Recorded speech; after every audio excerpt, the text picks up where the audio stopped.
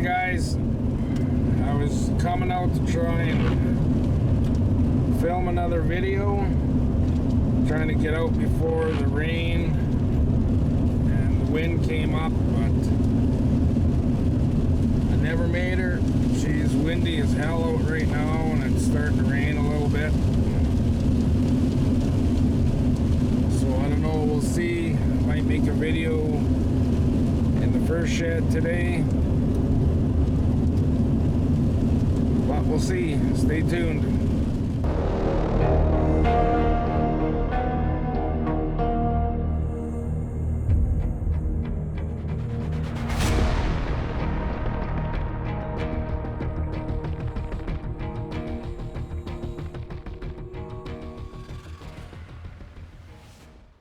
Hey guys, thanks for coming back. I appreciate it. I was going to do another video today of hunting gophers, but it's raining out now and the wind is up and it's just not working today. So got a little bit of work I got to do in the first shed.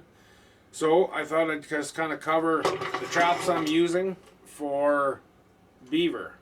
Now I'm running MB750's and TS85's. You can see they're a little bit different here. You can see the difference in the size of the pan and the jaw spread, I guess. So just for a little quick reference, on the MB750, it's 7 inches by 7 1/4, and the TS85 will be 8 3/8 by 8 1/8. So the 85 is just a little bit bigger than the 750. The 750 is 4 coiled. This one is only 2 coiled. You can put 4 coils on them, but the coils that are on here are more than sufficient to hold a beaver. Otherwise it's kind of overkill, pointless, I don't know, just personal opinion I guess. So last year I had bought these, that's why they're all rusty. They were obviously new last year. I'm going to dye all these.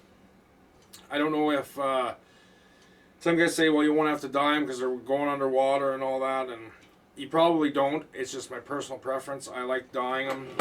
This one was dyed last year and it seemed to hold up pretty good. So one thing that I wanted to kind of talk about, and maybe I'm doing it wrong, I don't know, but in here you have your pan tension. Down in here there's a little screw. Now what I've noticed, say if the trap is dry right now, granted it's rusty, but if it wasn't rusty I would set the pan tension to say 4 pounds, and if I was to check it, put it in the water, set it and check it the next day, my pan would be loose.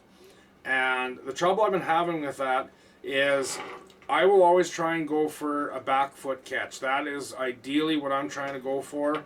A lot of guys will go for a front foot catch, say with a little bit smaller trap, and that works great too.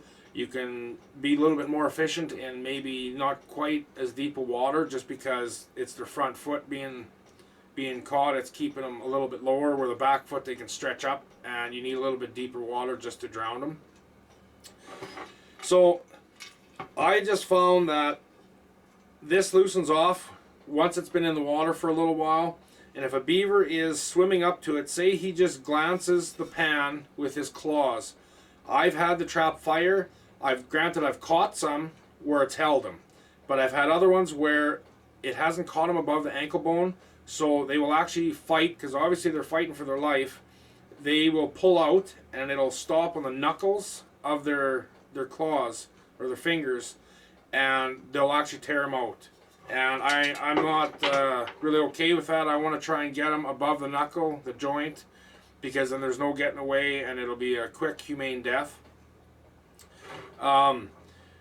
With the 85s, I haven't had any trouble with that so far, I guess you could say, just simply because with these traps you gotta exert not a lot of force, but enough force that they need to step fully on it and push their body weight on it to get that to fire. But once it does, that jaw is so deep that it'll catch them above the joint, and that's what I want, is to get them above the joint and to hold them.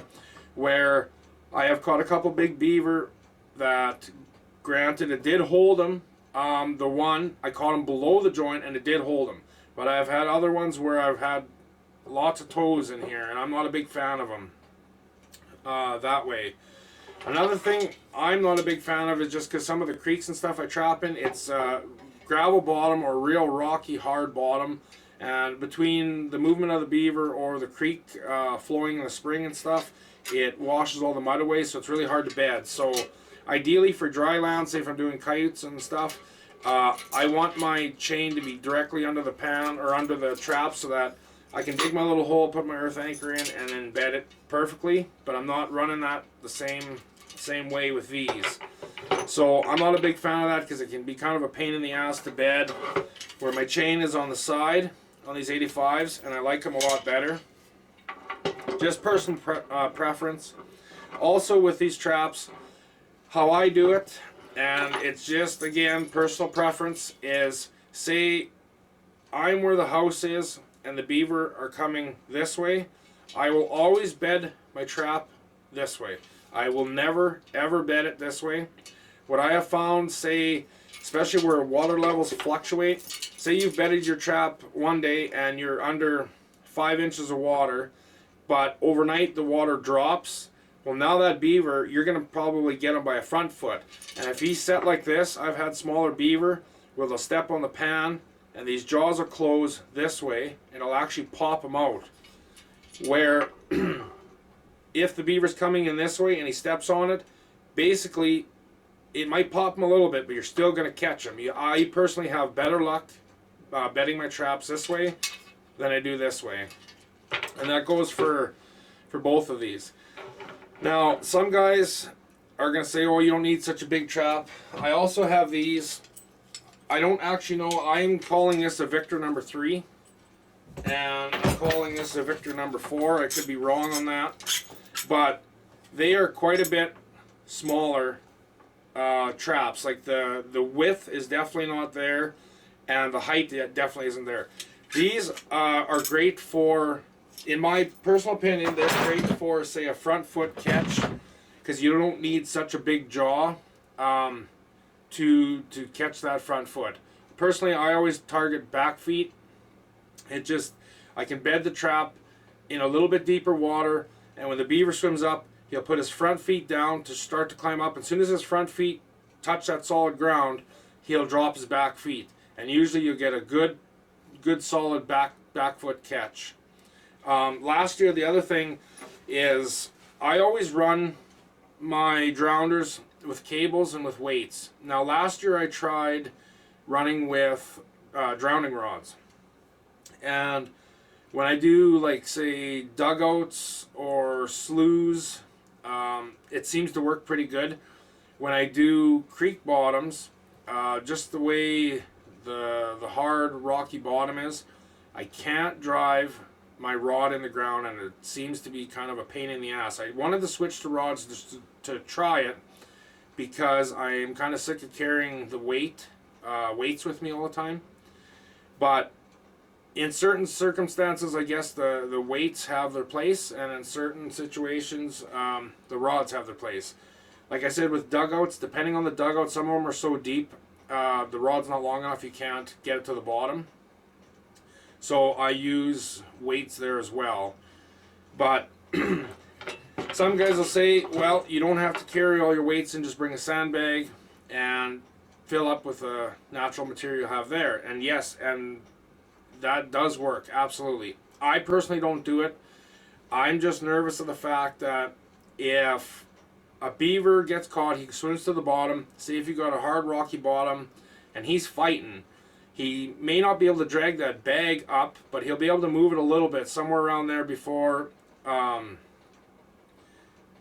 he dies. Now, if he catches it on something or tears it open or what on some of the bag spills, obviously there's less weight there, he might be able to drag it up. Now, one situation I had last year is I caught a beaver in this trap, and going back to being a little bit smaller trap, it was a fairly decent beaver, and I had caught him, but I didn't catch him above the ankle. Caught him below the ankle, and he pulled out, and there was a toe in here. And so, okay, I reset it and whatnot, and I checked the conibears that I had set up on the house, and I caught a pretty big beaver in there.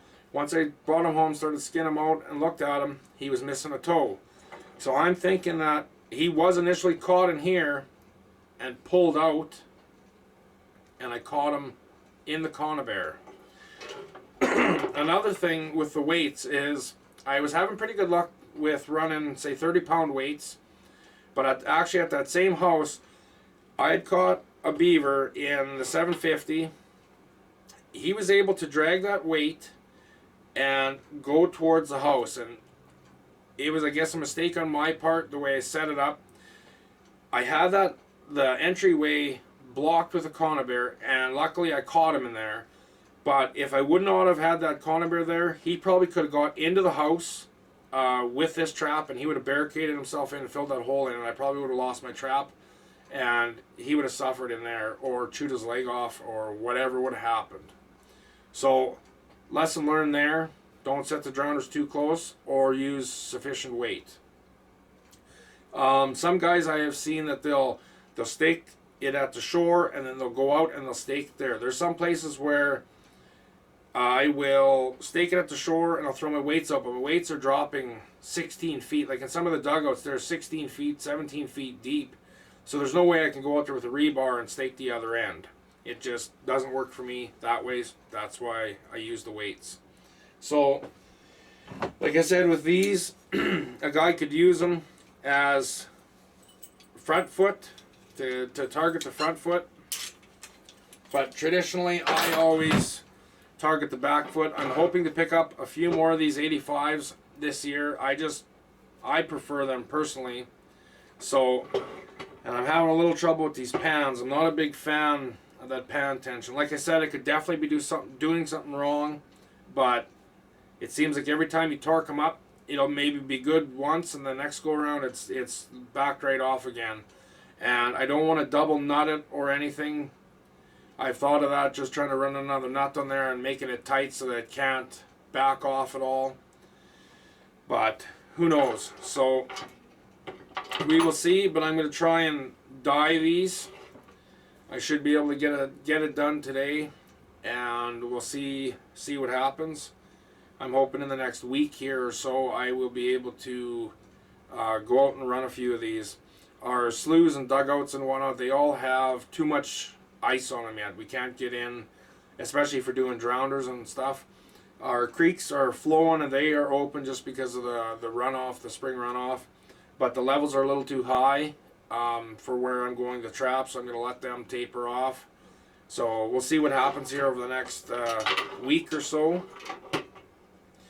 But yeah, that's just kind of my take on these.